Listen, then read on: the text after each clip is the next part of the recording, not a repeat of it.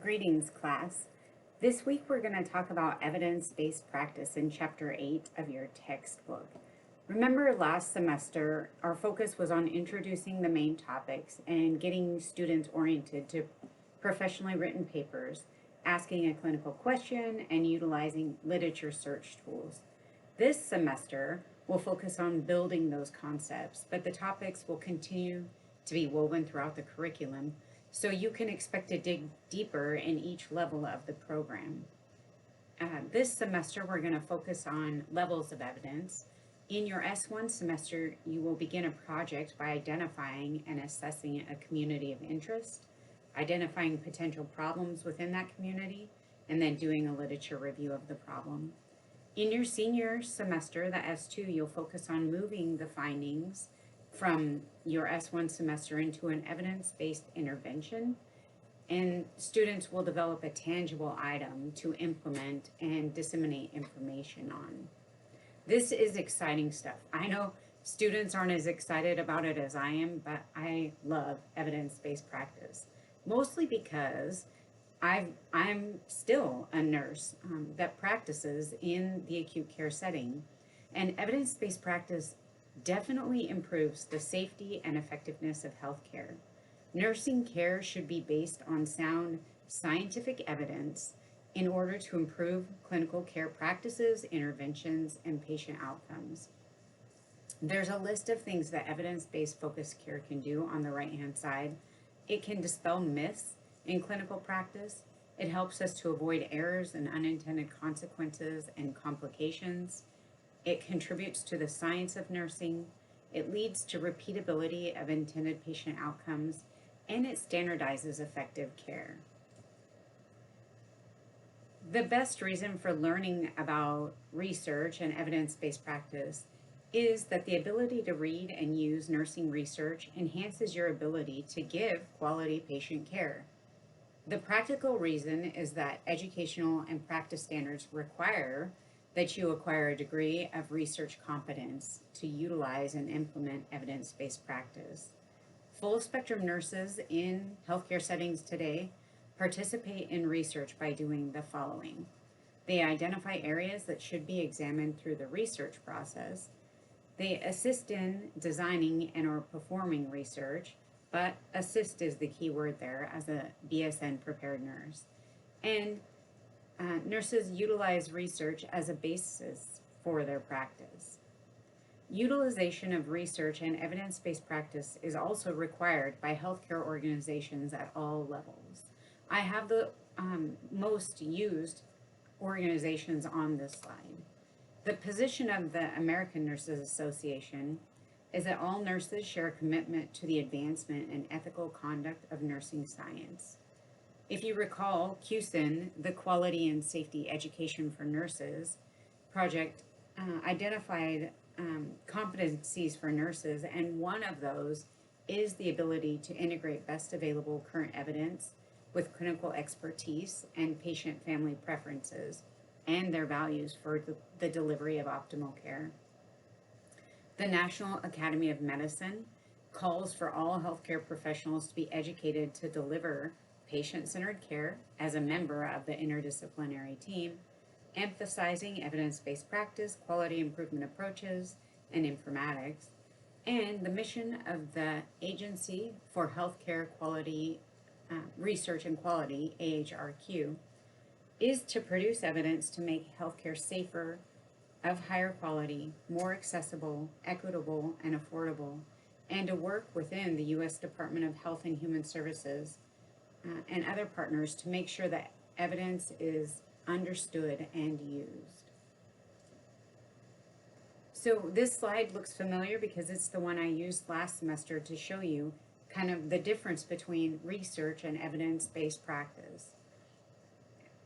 Evidence-based practice is the collection, interpretation, and integration of valid research evidence, but it's combined with clinical expertise and an understanding of patient and family values and preferences to inform clinical decision-making. So you need to clearly understand evidence-based practice is different than research. For a while, we had students saying they were doing research, when they were evaluating evidence-based practice, and we don't want that message to be out there. Evidence-based practice is key to meeting the quadruple aim in healthcare.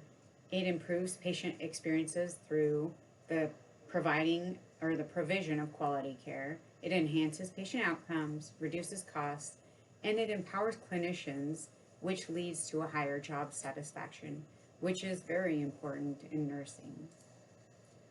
So remember, when we talk about evidence-based practice, it's common for faculty to draw or show a picture of a three-legged stool. And so I definitely did that last semester. I don't like doing what everyone else is doing, but I really do think that the stool is the best way to demonstrate the components of evidence-based practice. Remember, one leg is valid research evidence, or the best scientific evidence. The second leg needs to be clinical expertise. And finally, the third leg should be an understanding of patient and family values and preferences in order to inform your clinical decision making.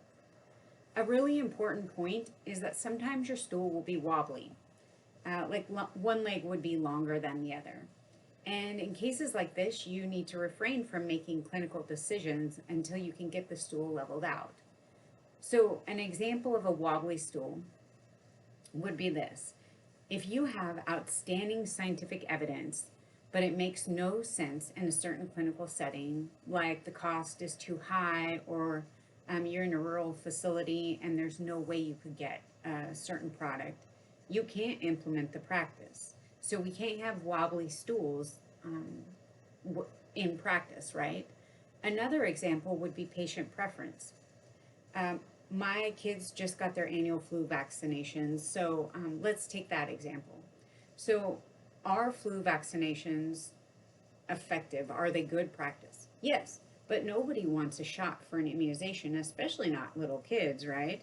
So occasionally, and that would be patient preference, and occasionally we need to do something that the patients or families don't really want, but is still best practice. But the amazing thing about the wobbly stool, in my opinion, is that these are exactly the types of things that should stimulate us to begin asking the clinical questions that we're going to teach you throughout the program. We should be questioning what we're doing and how we can make it better. So if I always have clients running away from me because I have to give them a shot, well, why don't we come up with a new way to give them this medication? And in fact, somebody did that, right? My kids didn't have to get a shot. They got an inhaled version of the immunization. So somebody utilized research and patient and family values and clinical expertise to make a better product. And really, that was from a wobbly stool. So I love trying to get the stool in alignment so that you can sit and rest easy, right? So the steps of the evidence-based practice process, you'll hear 5, 6, or 7 mentioned. It's kind of like your medication rights, right? So you never know, do I have 4, 5, 6, 7 of those? This is the same. But this semester, we're really going to take a few steps back in order to move forward on a deeper level in this process. So the steps are the same, it's just digging deeper gets you more steps, right? So this semester, we'll begin by asking a question like you did last semester. But this semester, we're going to search for the best evidence. And we're going to focus on critically appraising the evidence we find and even determining the level of the evidence for making our clinical decisions. So we're going to be at the access and appraise, the green and the purple circles there. And then you'll move forward with applying and assessing the information. But my focus for you is really understanding what we are basing our decisions on with this project. We talked about this slide last semester as well. We need to identify clinical nursing problems. So these should come from experience, social issues, theories, ideas from others, and nursing literature. So even as a novice, you should be prepared to identify clinical problems for research.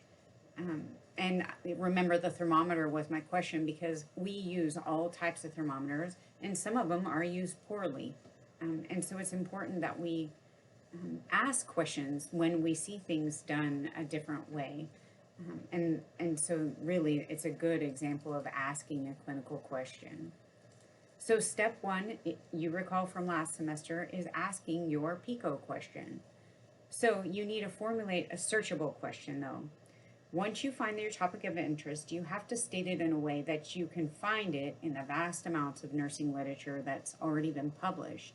If it's too broad, you're going to get thousands of irrelevant results when you search the literature. If it's too narrow or you put limits on your search, you won't get enough results. So using the acronym PICO does help you search efficiently by asking a focused question. We call it an answerable question, right? So the P is your patient or population, I is intervention, C would be the comparison intervention, and O is the outcome. You don't need to state your comparison if the comparison would be not doing an intervention, but it is still on there. And then T is another variable. Some people say time, right, or the type of study. So we'll go into detail utilizing the Johns Hopkins worksheet once you get into your groups, so we won't spend a bunch of time on this right now. And then you're going to do a literature search. So once you've started your question, you have to look for literature related to your question or your problem statement. You discussed this last semester. However, it is important that we dive deeper on this. Evidence reports and practice guidelines may already exist for your clinical problem, so you should look to those first. These would be in the Cochrane Library as systematic review or meta-analysis. And then clinical practice guidelines are established by the AHRQ or the National Institutes of Health. So you should find an example of high-level research for your projects. If none of those exist, then you would look in research reports or in scientific journals. So obviously we need to go to online to get this information, but I will ask you, I'm begging, pleading with you to use the library to begin these searches. So the library will allow you access to healthcare databases. The database is the electronic bibliographic file that can be accessed online. You would have to pay for it though if you wanted to get a good one. And so the best database is CINAHL for healthcare. It has nearly 3,000 nursing and allied health journals, and you should be able to find what you're looking for here. The LCSC library has access to CINAHL and other indexes online. And then you'll select the words from your PICO question. Remember, if you add subject terms plus methodologic terms and clinical filters, you'll get optimal retrieval of high levels of evidence. If you're getting a large number of articles, then you need to maybe revise your PICO question to narrow your search. And then we'll talk about journals too in the next presentation, so I won't go into it too far now. Okay, so this slide shows some resources for your project this semester. The information I discussed in the last slide might need referencing, so there are some cheat sheets on our NU317 Canvas site. These are some of the documents you'll need for working through this